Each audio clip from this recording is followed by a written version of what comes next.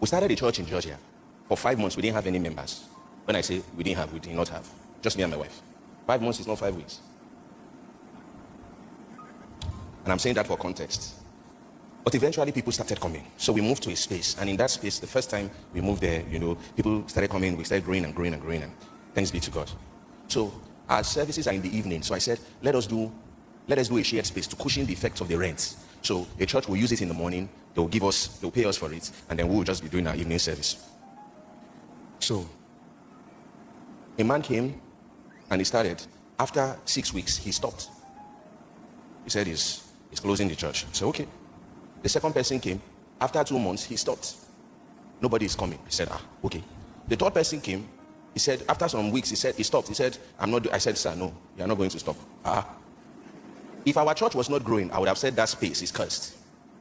But our church was growing. So I said, sir, this is what has happened. Please don't stop.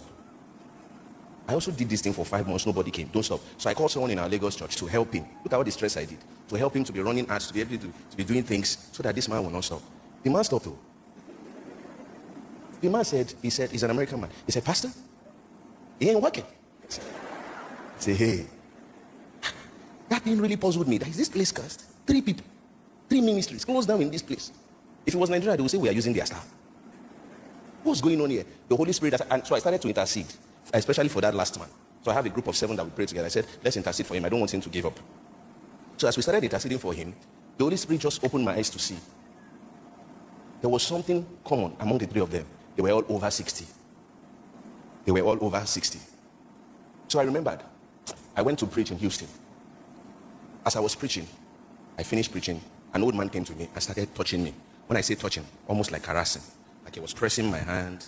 I was wondering, like, am I good? Because the way he was touching me, like he was sampling me. So I just stood there, like. So the next day, he and his daughter came. His daughter, she looked like she was maybe 45 or so. She now said, Pastor, my dad wants to speak to you. So sorry for how he touched you yesterday. I said, okay. So the man came to me. He said, can I call you son? I said, yes, sir. He said, my son, I'm very sorry for how I touched you.